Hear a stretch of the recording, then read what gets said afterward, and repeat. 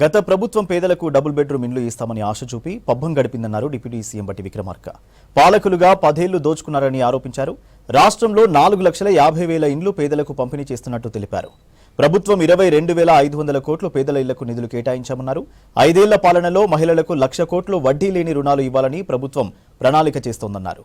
ఖమ్మం జిల్లా మదిర ట్యాంక్ బండ్పై 6,45,00,000తో చేపట్టే అభివృద్ధి పనులకు శంకుస్థాపన చేశారు డిప్యూటీ సీఎం. మదిరలో మదిర, బోనకల్లు, ఎర్రుపాలెం మండలాల ఇందిరమ్మ ఇళ్ల లబ్ధిదారులకు మంజూరు పత్రాలు పంపిణీ చేశారు బట్టి విక్రమార్క.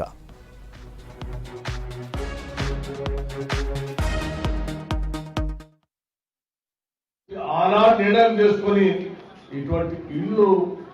ఇటువంటి ఇళ్లతో పాటు అనేక రకాలైనటువంటి ప్రజా సమస్యల్ని తీర్చడం కోసమే కాంగ్రెస్ ప్రభుత్వం రావాలని బలంగా కోరుకున్నాం. దానికోసం అందరం కష్టపడ్డాం.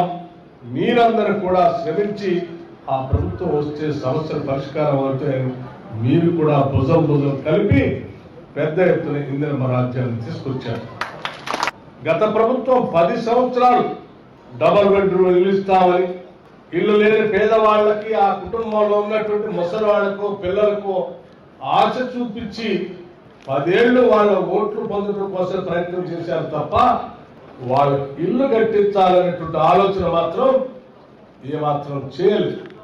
కేవలం వాళ్ళ అవసరాలని మన ఓట్లుగా మార్చుకుందాం అనేటువంటి ఒక దుర్మార్గమైనటువంటి ఆలోచన చేశారు తప్ప పాలకులుగా ప్రజల ఇబ్బందుల్ని, అవసరాలు తీరుద్దాం అనేటువంటి ఆలోచన చేయలేదు. అందుకే 10 సంవత్సరాల్లో ఎక్కడ కూడా ఇందిరమ్మ ఇల్లు ఇచ్చేటువంటి కార్యక్రమాన్ని చేపట్టకపోగా ఆనాటి గత ప్రభుత్వాలు, దానికంటే ముందున్నటువంటి ఉమ్మడి రాష్ట్రంలో ఉన్న కాంగ్రెస్ ప్రభుత్వాలు శాంక్షన్ చేసిన ఇందిరమ్మ ఇళ్లకు కూడా బిల్లులు ఇవ్వలేదు.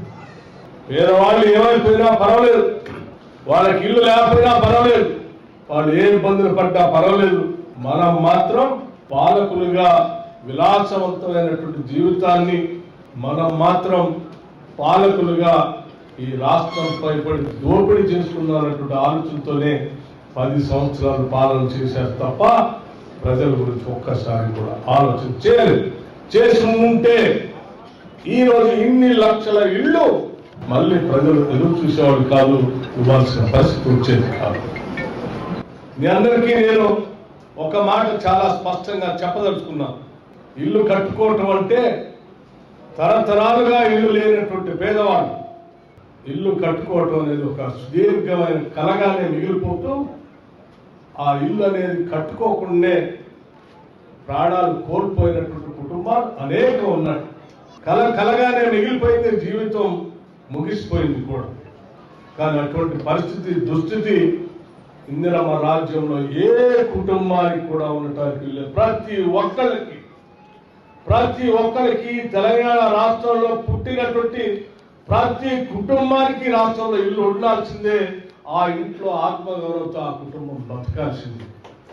దానికోసం ఎన్ని వేల కోట్లైనా ఈ రాష్ట్ర ప్రభుత్వం ఖర్చు పెట్టడానికి సిద్ధంగా ఉందని చెప్పడం కోసమే ఈరోజు స్పష్టంగా రాష్ట్ర వ్యాప్తంగా ఈ కార్యక్రమాన్ని చేపట్టి ముందుకు పోతా ఉన్నాం.